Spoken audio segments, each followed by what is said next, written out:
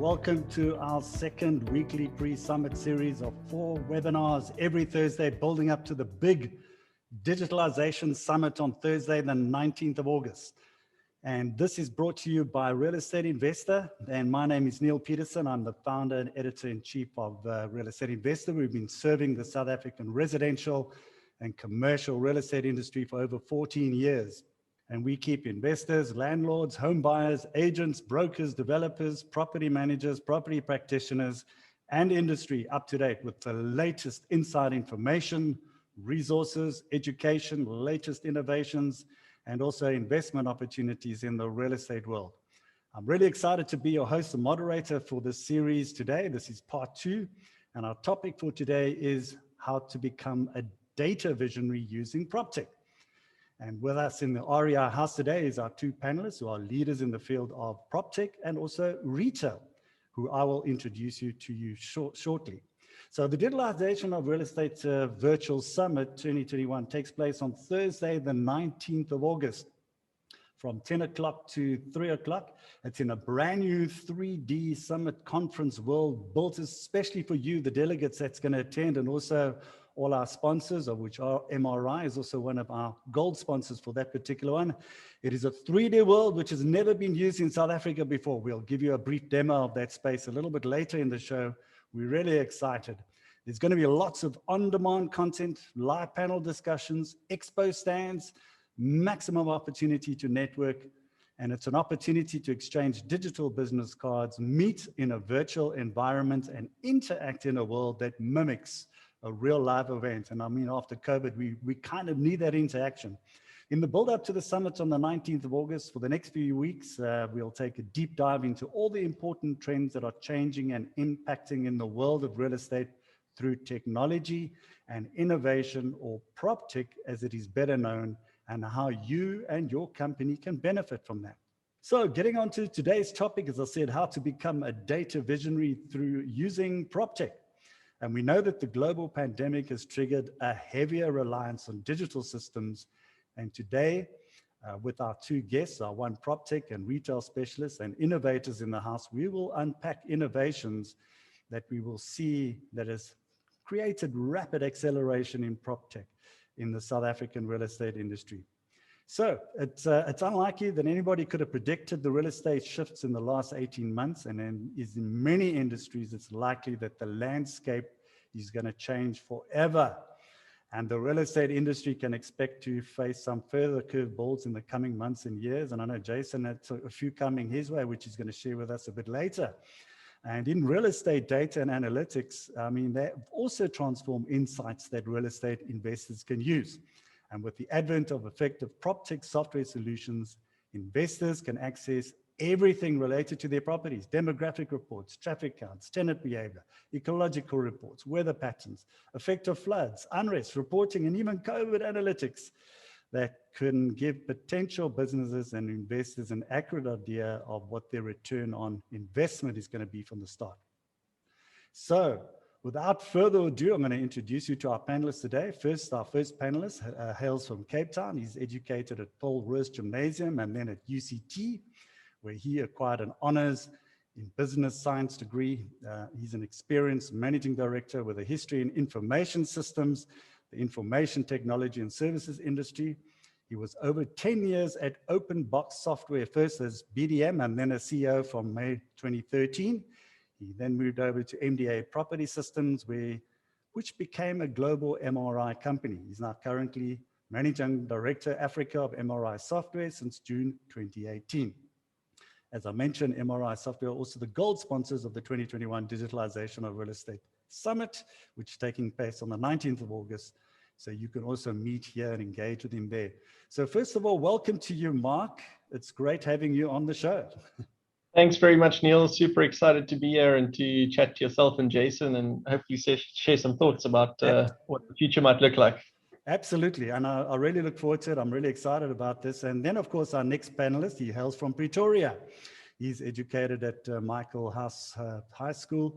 He studied at Stellenbosch University. We acquired a BCom honors, and he officially joined the family business McCormick Property Development in 2002.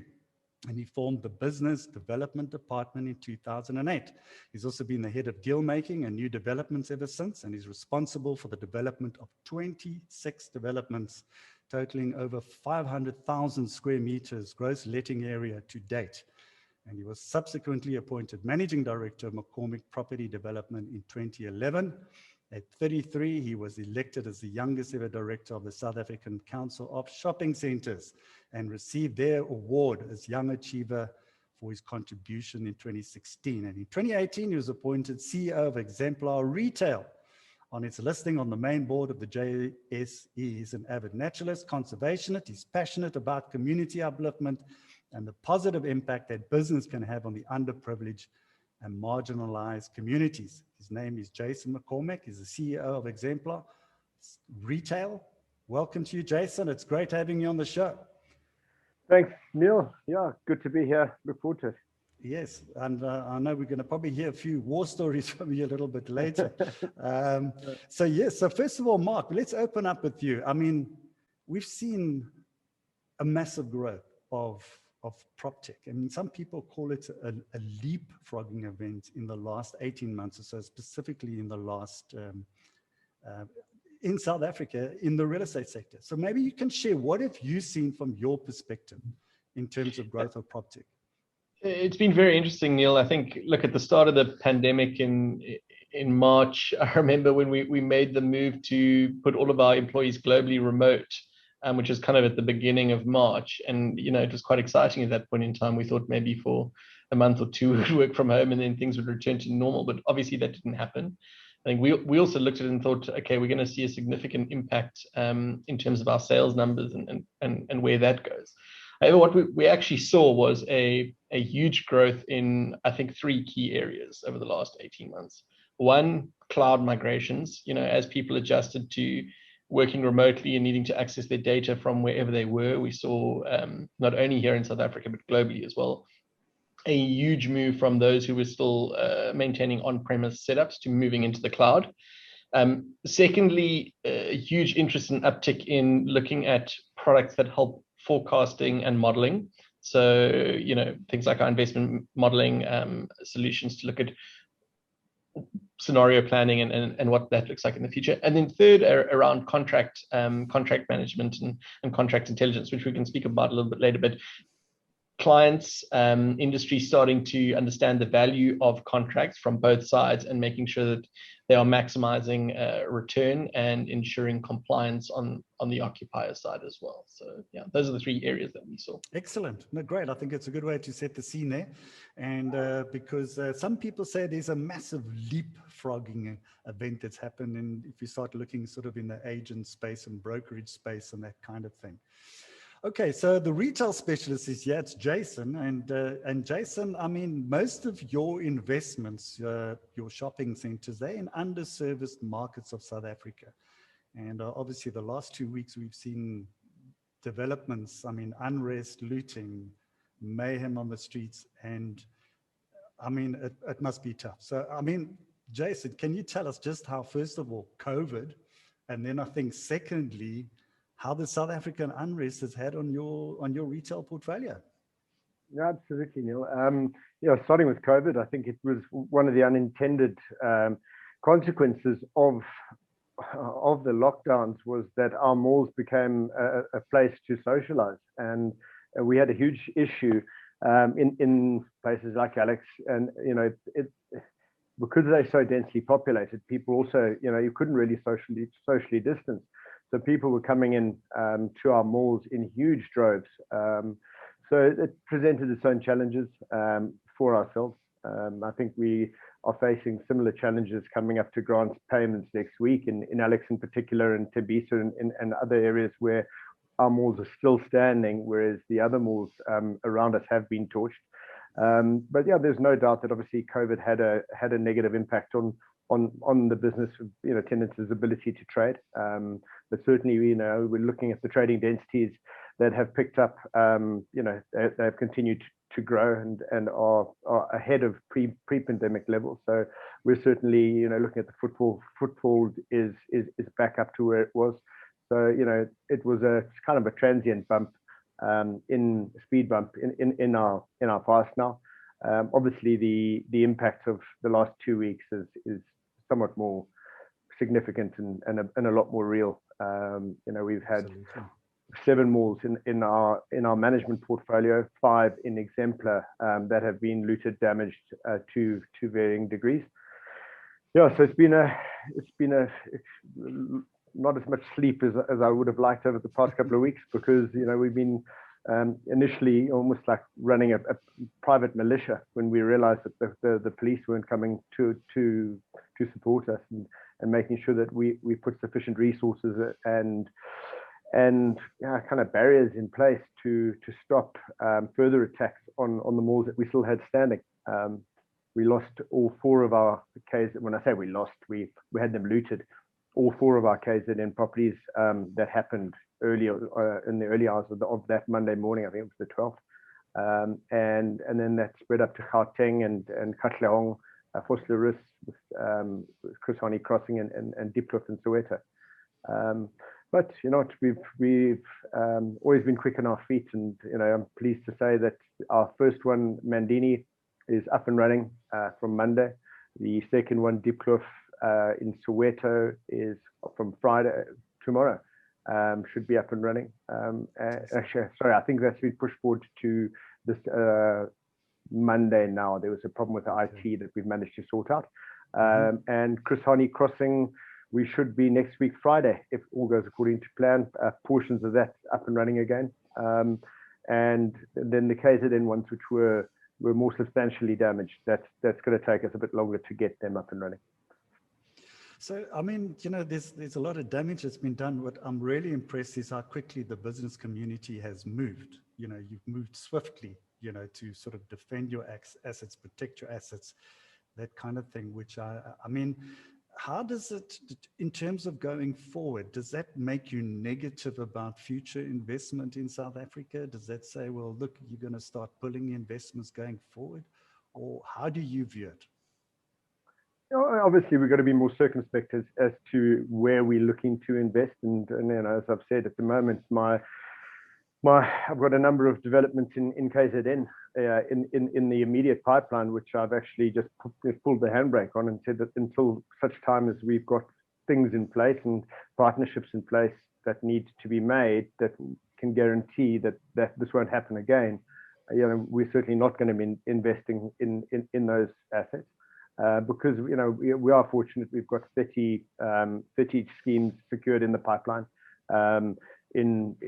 including KZN, Eastern Cape, Limpopo, and Mpumalanga, and so it's easy for us to change tack from KZN at the moment and to look elsewhere. So obviously you look at it differently. I still remain incredibly positive about the role that we can play in these communities. Like obviously our people have played a huge role in helping these communities. We've got a huge CSI kind of bent with what we do, and we were just caught up as in a much bigger thing. It wasn't, they didn't attack us only. It was we were just one of the players that got affected. So from my side, it's certainly trying to just our center managers have been through hell, to be honest, and they're all going through counseling and the like. But no, they were they went through a tremendous amount of stress, as you can imagine. Just for argument's sake, in Chris Hani Crossing, the center manager, marketing manager had to lock themselves in their kitchen as people hacked down their management door with an axe and then torched their center management office, and they thought they were going to be burned alive. So it really was. Alex, center manager, was involved with a 5-hour gunfight with guys shooting at, and he was there personally himself. So it was real. Sounds like the Wild West. No, 100%. And the thing, listen, it is. It's certainly. But as I say, this thing was. It was well organized. It was far bigger than than just us. So, Yes, you know, we were absolutely. just caught up in something, and it was like, it was just like a wave that engulfed us. So, you know, I looked at my WhatsApp group, on our management group, and it was literally from, you know, they'd reached Edendale at 1:30 in the morning on the Monday, and by 8:30 that evening, Chris Harney, which was the last one to go, had been reached. So it was literally all in the space of less than a day, leaving us very little time to prepare, you know, defend ourselves effectively. Okay, well, look, you know, I think this is a prop talk discussion, so I I want know. to bring it back to prop. No, Jason, I think you set the scene. I'm not criticizing you whatsoever. I think you're the retail guy, but because now I'm going to ask Mark the question, because I mean, you know, first of all, you know, how could AI, machine learning, PropTech in whatever form predict? I mean, this is a black swan event as well that Jason mentioned earlier.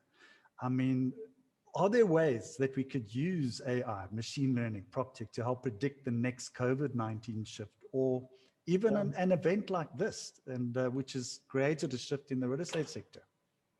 Look, I think one observation that was a couple of things. Firstly, it's a lot less dangerous, I think, sitting behind a keyboard that like I do most of the time, and Jason and the rest of the industry out there. So congrats and thanks and well done for doing what you guys do.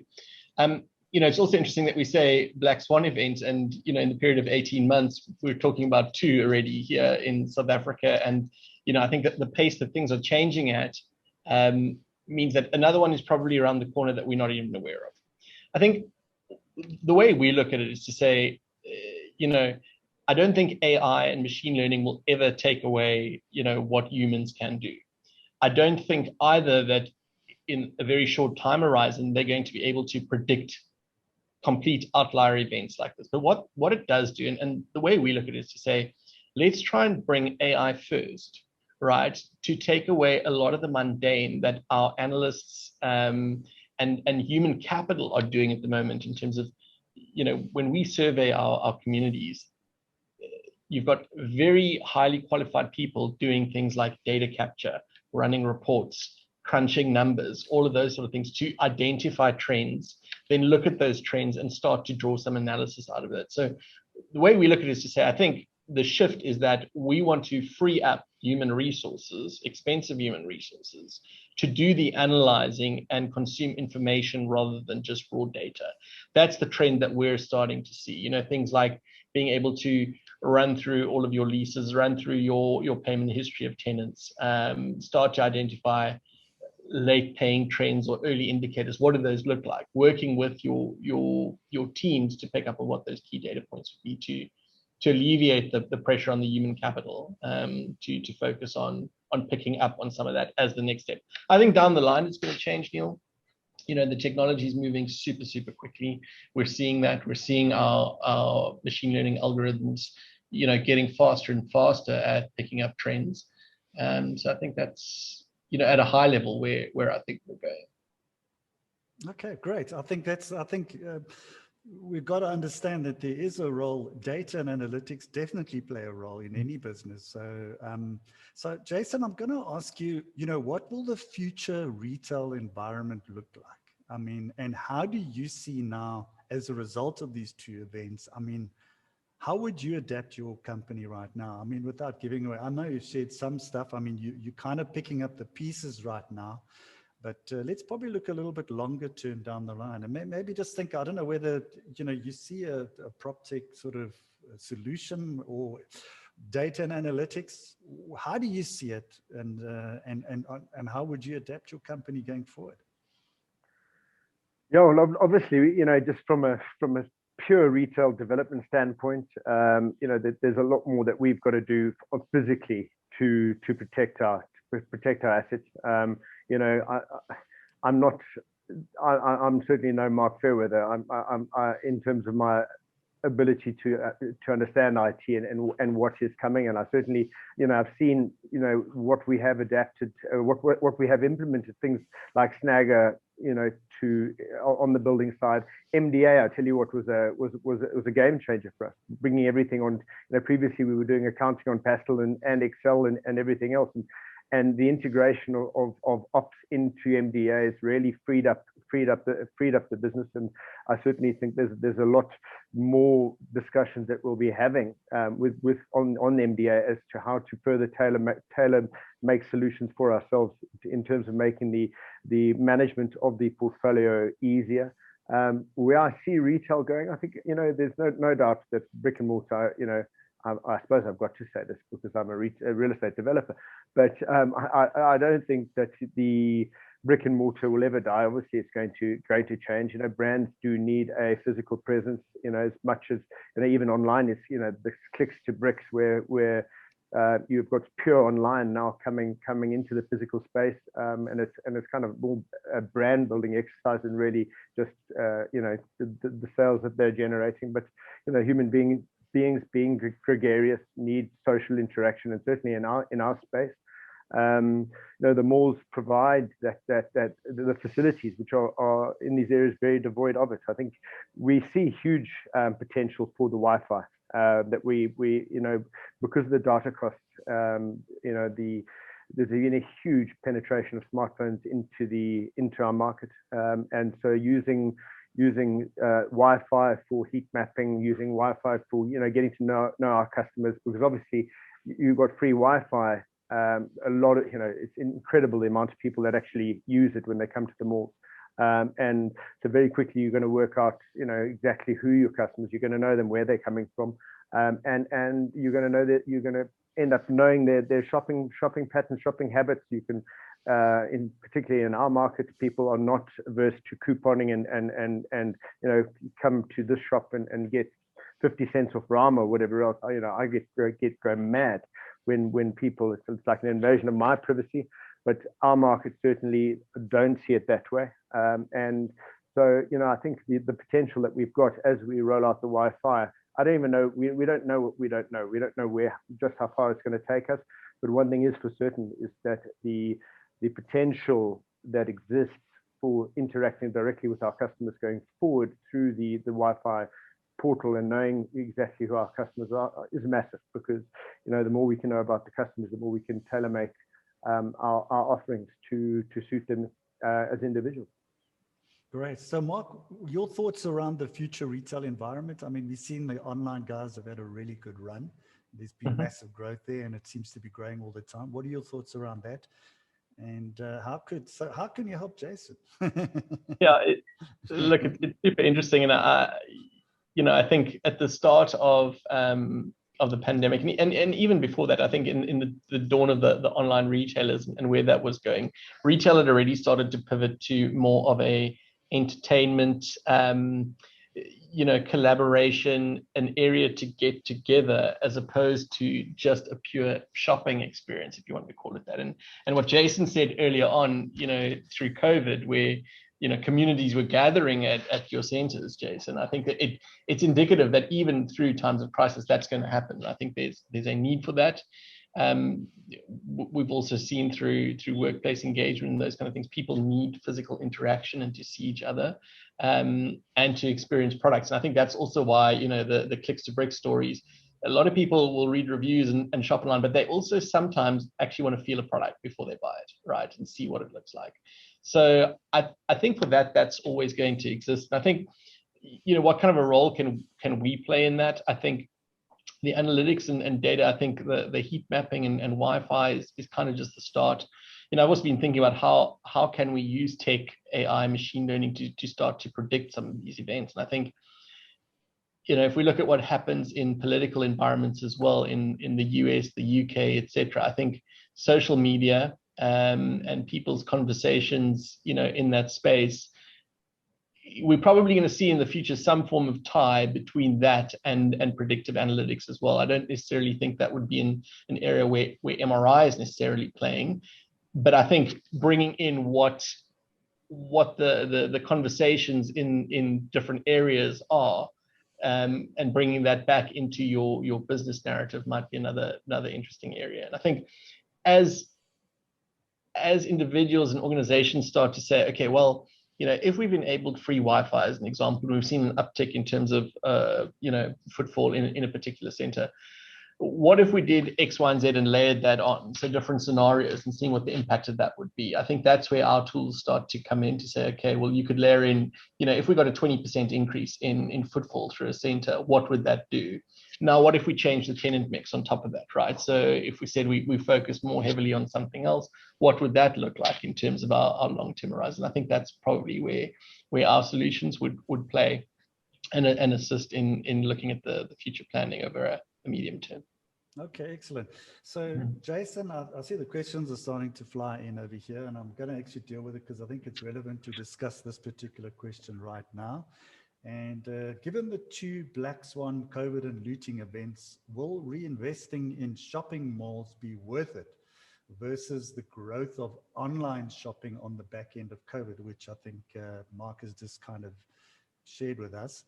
And I think coupled with that, I know you're in the retail space, but maybe what asset classes are you keeping your eye on with a view to restructure your portfolios in the near future, or if at all? So maybe you want to answer that first one.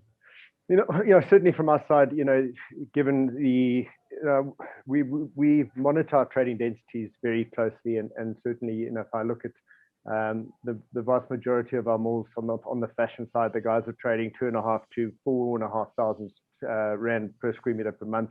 So they're all still trading very, very strongly. Obviously the groceries is a massive part. We've got supermarkets trade at 6,000 plus, all of them up to close on 10,000. Some of the strongest ones. So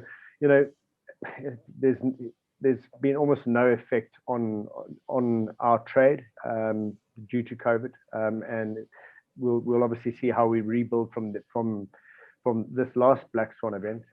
Just coming back to something that Mark mentioned, and I think it's a place where when this thing was all happening, what we did is we had our people everywhere scanning social media, to try and see what the chatter was, what was going on, and that's something that there's no doubt that the clever guys who do the coding and everything else, are going to be able to start to predict. Because we could then, by monitoring the groups and whatnot, we could start to see where stuff was going to start happening. And it did play a good part in us defending some of the assets that they came at us with. So there is very definitely, in terms of predicting these kind of black swan events, this kind of uprising, there's no ways that these guys can coordinate something of this scale without using some level of social media. WhatsApp groups are one thing, but to mobilize that many people to band together, there was sufficient chatter out there that we were able to pick up. But as I say, humans are only got one set of eyes, and so we had to have a lot of people looking at all sorts of different platforms. Whereas if there was something out there, it would have been a hell of a help. I don't know if I've answered. Yeah, but question. You're not going to move into industrial property. But yeah. No.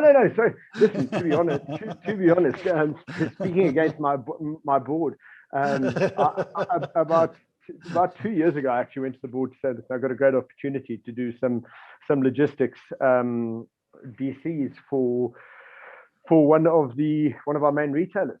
And I said, it's the same property guys you'll be dealing with that we deal with in the shops, and as you would on the DCs, and because we're selling them, they're selling, surely it works. And obviously logistics is going to be a big thing with online and everything else. And the guy said, stick to your knitting, boy. There's all the Collins group and all these other guys that do this, that's what they do, and Fortress and everyone else. So I certainly was interested in playing in the logistics space. But as I say, with being, kind of having done this for 40 years and being one of, kind of, this is being best of breed in kind of in this market, or of the best in breed, the guys were just like, listen, let's just focus. We've still got a lot of potential, a lot more growth to come from doing what we do best. It's not time to go and start kind of muddying your waters. So So on the development side, no, we're going to carry on doing what we're doing. But yeah, there's no doubt that there's some exciting stuff in our future, which I can't talk too much about right now. Sure. But it all will be made public at the appropriate time.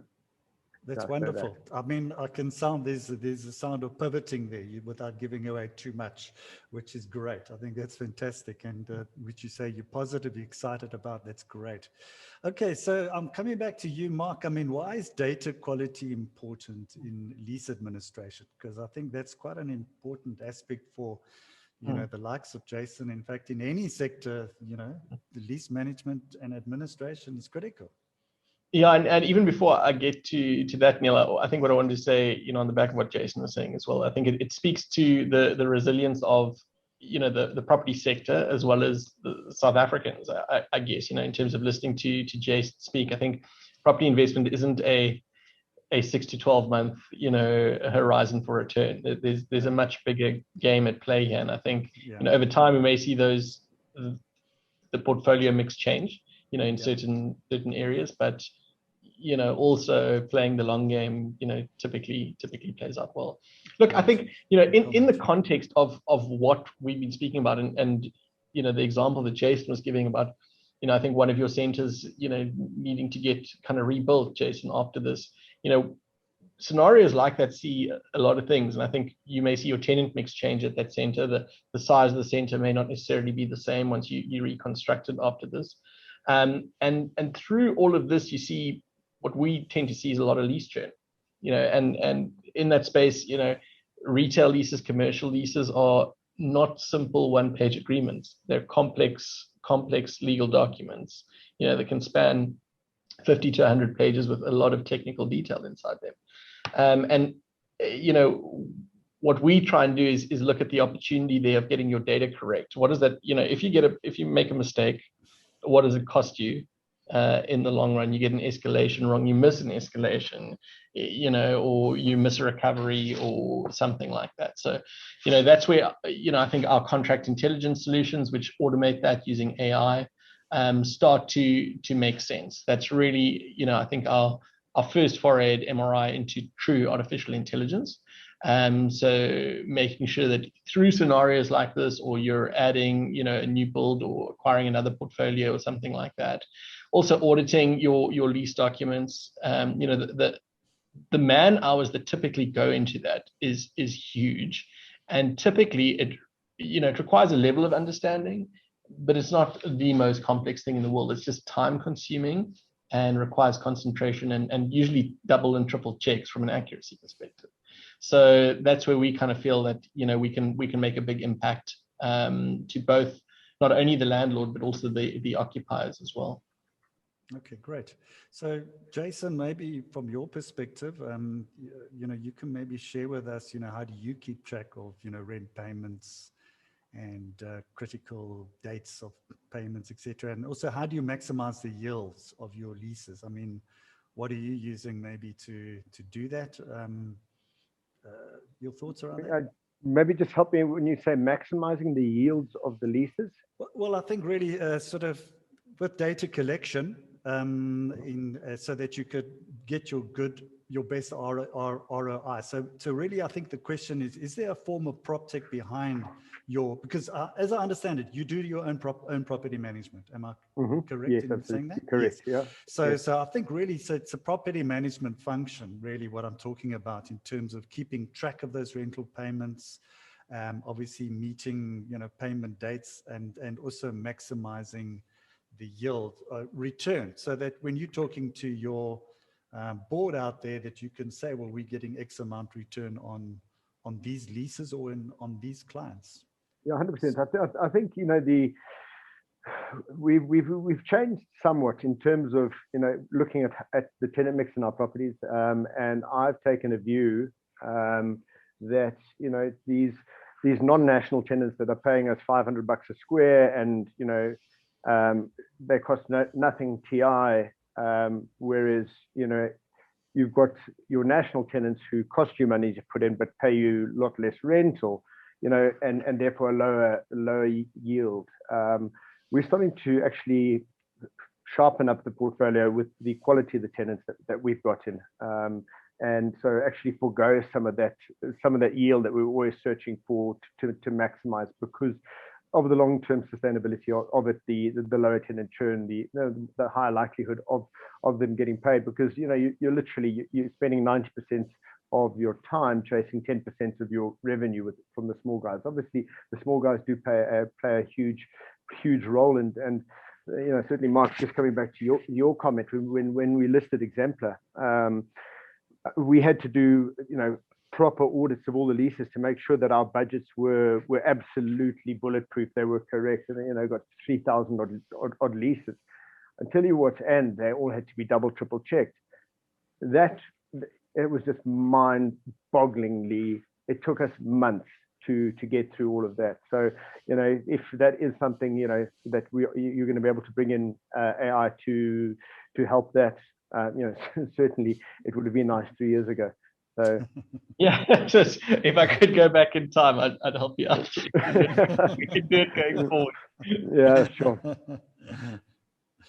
So, Mark, do you want to just comment just in terms of, where you come in terms of maybe a solution, or how you see a solution in terms of that property management function? Yeah, well, we actually do have a solution for that specifically, and not only around leases. So it's called Contract Intelligence, and it's an AI engine that we've got that will scan physical documents, right? So it's got a custom built OCR, or optical character recognition engine in it. So it'll actually pick up all the text, analyze it according to a set of rules, extract all the information. And it takes a little while. So there's manual validation that happens on the first probably 50 to 100 leases to get the engine really up to speed. And then following that, it flies. It can kind of fly through them, right? Just using compute to analyze and pull all of the key segments out with natural language understanding and those kind of things. So that we've rolled it out in South Africa as well as globally. We're looking to take it further than that. So looking at things like rates, bills, and invoices, those kind of things as well, to start to automate a lot of the manual work that's happening in the industry at the moment, where people are literally looking at a document and recapturing all of the fields on that end. So yeah, that's really the start of it, Neil. I think as we move into the next 5 years at MRI, it's going to be AI first, right? So with every solution, we're going to start asking, how can AI and machine learning enable our solution as a fundamental principle? It's becoming the norm, and we need to embrace it and start to roll it out to give our clients the benefit. Okay, there's actually a question on that, Mark. So while you mentioned it, and it's coming, you mentioned machine learning and AI. How is MRI leveraging? So they probably want a little bit more embellishment on that from a product perspective to assist property managers and owners. Yeah. So like I said, I think contract intelligence is the start. It's out there. The machine learning algorithms are there. The algorithms learn, according to language and lease type and those kind of things. So we've got it rolled out in South Africa with a couple of clients here. If you go take a look on our website, you'll see some case studies around that. But we'll start to see it go into other areas. Things like perhaps when you're capturing rents, we could start to use AI to tell you what's happening in the industry. Are you above? Are you below market? Are you starting to add terms or clauses that are different? Is there a warning or some other information we could gather about a potential tenant when you're loading them, right? Or even if you have them as a prospect, what information could we pull from multiple sources to assist you in your decision making and vetting criteria? So those are all scenarios. Look, ultimately, I think it takes time to get it rolled into different areas of the product, but that's the exciting part. Excellent. Okay, question for you, Jason. Do you see in the future the need to expand space to include more experience, stroke destination retail environments? Yeah, 100%. It's well known. The experiential side of things is, and even the retailers themselves are doing some great stuff in terms of within their stores to create more of an experience. The more experiential your environment, the more customers are going to engage with your brand. So certainly from our side, The Mall of Tembisa, which we opened last year, 2020. Unfortunately, COVID came in the middle of that, and I had 15 million in my budget for, and I still want to do it at some stage. But with it having touch points and everything else, we were all led to believe that COVID was going to slaughter us in our hundreds of thousands, looking at what was happening in Italy, and we had to scale back on what we were planning there.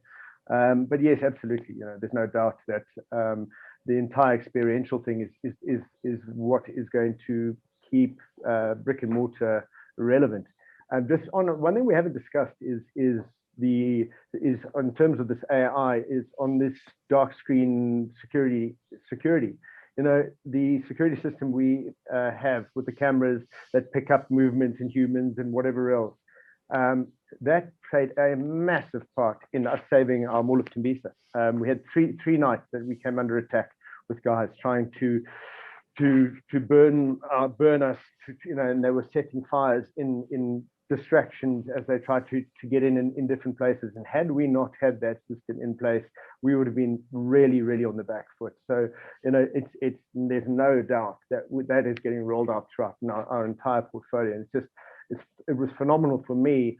It was one of the reasons why I didn't sleep for 3 nights, was because I was remotely sitting behind my laptop in the safety while these guys were running and shooting and just watching and warning guys. You see them coming this side, that side, but obviously a lot of that was being picked up by the algorithms. They're popping up. So we were able to direct the security to wherever the guys were coming from in an instant. It was, as I say, it played a huge role in us being able to keep that one standing. Had it not been for that, I think we would have. I think it may have been a different scenario. You were telling us off air, Jason, and with regards to one of the malls you were telling us that was decimated, and I think you now have to make the decision whether to stay or go, and that sort of changes. And I think if we look at property owners historically, we've seen the rise of rates and taxes, rise dramatically. I mean, this surely must start give you, a stronger hand to be able to negotiate and get better ROIs and that kind of job. Yeah, 100%. The one in particular I was talking about is the Kenny Plaza, this tiny development, 12,000 squares, outside of Ladysmith. It's got some of the highest rates and taxes in our portfolio. And we've tried for the last 5 years, meeting with the mayors, meeting with the council, saying, guys, you are killing us. You're killing our tenants. And our tenants have been folding, because as much as we can reduce our rentals, they just carried on jacking up the rates and taxes. So, it's come to that kind of a point where because it's a poor area, it's from Ezekiel itself into Ladysmith and back by taxi is over $50. So they need the mall to be there because it provides all the good services, the grants and everything there. But I'm certainly the incentive for us to go back to an area where the only thing the government has done, or the council has done efficiently, is accept our rates and taxes. We've got absolutely nothing back. Other, the roads are falling apart. It's diabolical. And so certainly we're going to use this opportunity to say, guys, if you want us to come back, these are our conditions. We want a rates holiday for the next 10 years because, you've effectively, over 40% of our tenants are historically disadvantaged, mom and pop shops and all the rest of it. And they have been negatively impacted over the years. And if you want these guys to get back on their feet, these are the terms. So we're going to try and use this to strong arm them because they certainly, they need us a lot more than we need them, to be honest. And it's a mall that's it's still owned by the family because it was not trading well enough. It had too high vacancies as for the reasons I've given you. So we kept it out of Exemplar because it didn't match the quality of the other assets. So we'll see if we can make lemonade out of a lemon here, and actually, it'll be a good win for the tenants if we're able to get them the rental holidays. And we're not going to then say, okay, well, you're not paying your $16-17 a square in rates, so suddenly, we're going to increase the rental. Obviously, we want, we want these guys to be able to survive. So we'll see how that goes. But it's certainly the gloves are off, because absolutely it seems like it, yeah, absolutely. I actually, I've been meeting with, in the press saying, we're going to rebuild, and then I saw the state of the center, and they looted the DeFi in the industrial area heavily, and I was so overcome and kind of emotional in the interview. I told the mayor's the guy he had sent that and I just let them have it, because I just I think we're all cut full of paying too much and getting no services in return. So anyway, that was that's that one example. But that's important. I think it's a very important point, and I think you reflect sort of what's happening in the whole property industry, and particularly in the commercial space and in retail and offices in particular, in terms of these high rates and taxes. So Mark, we're going to bring you in here. I know we are heading towards the bewitching hour, so I want to try and get through all the questions. I've got 2 questions here for you. Firstly, I see all these reports, data, research, etc. The issue comes in actually analyzing the data. Do you need a professional to help you with this? And secondly, do you think it's more important to look at predicting the future rather than looking at the current market? I think great questions. I think, look, in an ideal world, look at it from any business perspective, right? It's ideal to be looking forward and analyzing. However, I think most of the time we operate in this, looking in the rear view mirror, because of the time it takes to produce reports, natural business cycles, those kind of things. So I think, the way we kind of see it is we want to move to an area where analysts are analyzing and looking at the future rather than pulling out old financial data, putting together reports that we review that is sort of 1 to 2 months behind the curve, So we want to get people into a position where you can change the future, right? Make the decisions that are actually going to make an impact in your 6 to 12 month horizon, but also your 2 to 10 year horizon, because that's really where, moving the needle can make a big difference. So that's what we're aiming to try and do. And I think we've certainly got a long way to go to get everyone there, but one step at a time. Okay, and then the last question before I ask you, each of you, just to give you a wrap up. Mark, why is data quality important in lease administration? Look, I think Jason can probably answer that one super well as well. Accuracy. You can bring him in as well. So yield. I think if you make mistakes there, it's going to cost. There's a number of different things. There's reputational risk, right? If you're getting your data wrong. There's 2, obviously, your fundamental business risk in terms of over or underbilling or something like that, and the exposure that provides to you. But yeah, Jason, I'm keen on your thoughts on that one as well. Well, listen, the reality is, if everyone says, brick and mortar retail, it's all about the shopping centers and everything else. It's all about the leases. It's all about your ability to, to manage your leases properly, because that's what your revenue streams. And if you're dropping balls on, simple things like billing turnover rental, if you've got a tenant who's breached his turn, and very often, more often than not, a lot of the non-national tenants, I'm not going to say the national tenants because I see some of them are attendees at the moment, but a lot of the franchise guys and everything else, they don't come and volunteer and say, sorry guys, we breached turnover and here's $500,000 extra rand, for argument's sake. So it's everything is about the paperwork. Everything is about the leases, your ability to actually operate your business in accordance with the paperwork. And if you get that wrong, your business is finished, plain and simply. And I'm not just talking about on the rental side. It's all the other clauses. What you're looking at now currently. We've got 334 stores that have been damaged. It's each one of those now. We've got to go through the paperwork. Who's liable? Do we have to white box it? Do we have to give them a new?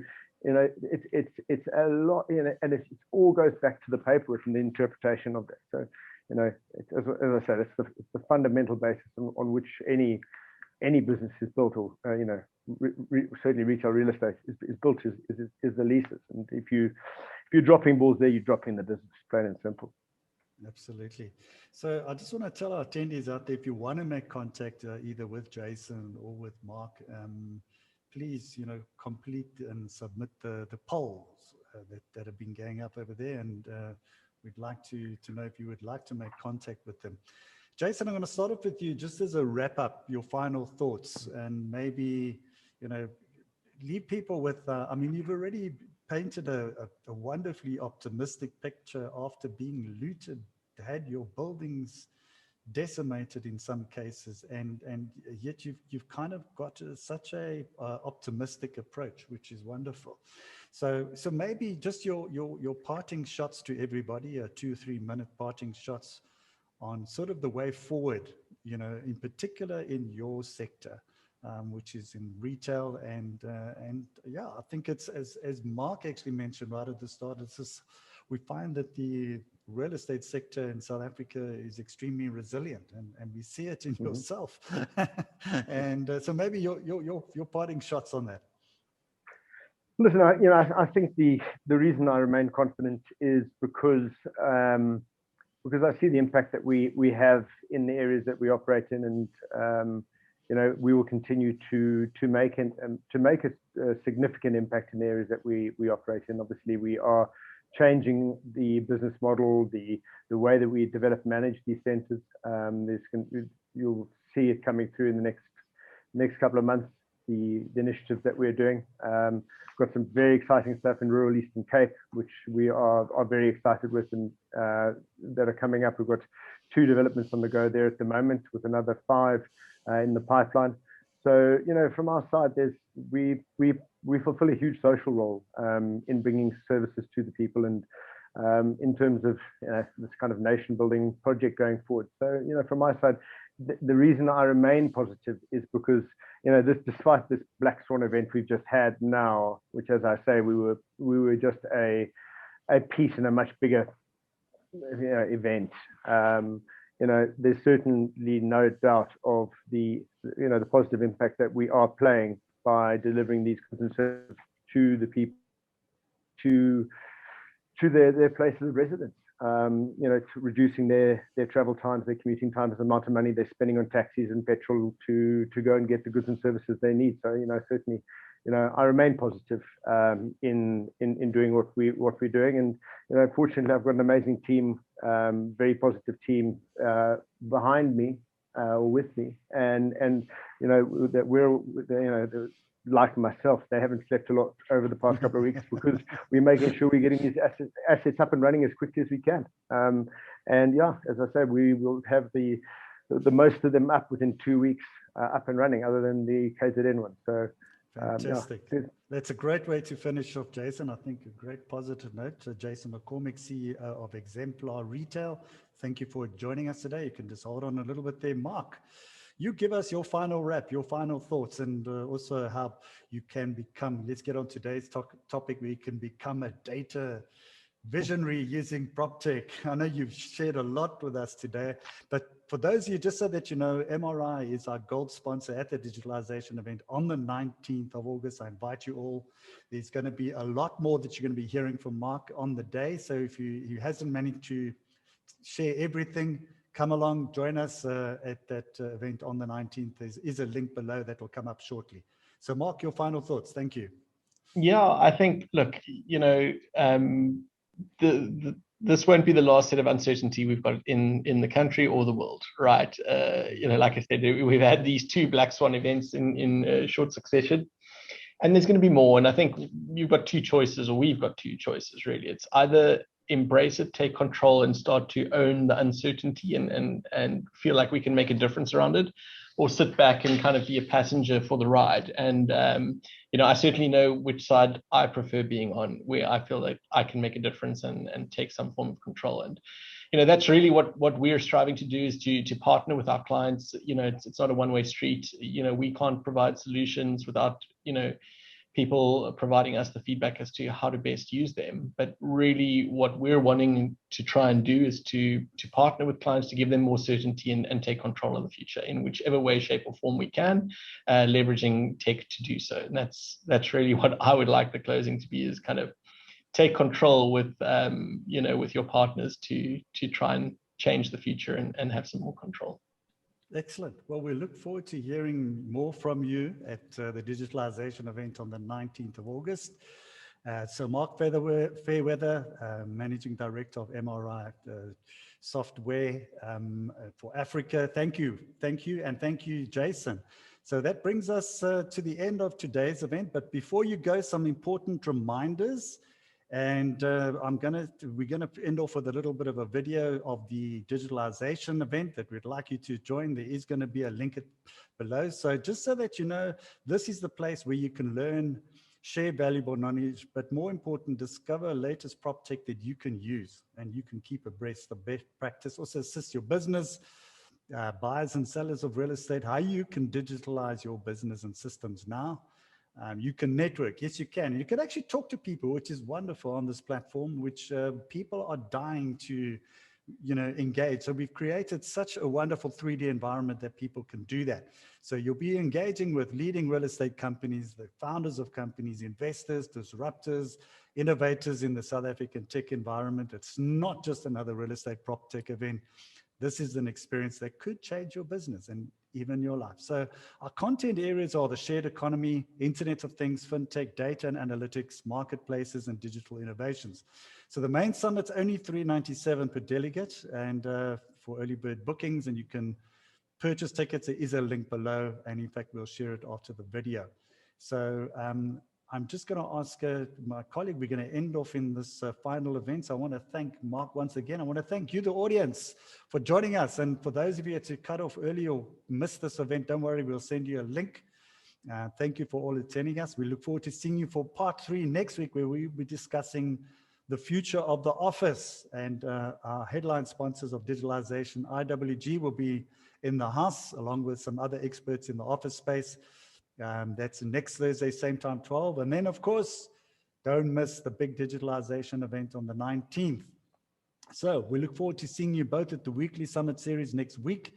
And I end off with a inspirational quote: "The new normal is not about work from home alone, but from anywhere," from Priyanka Anand of Ericsson.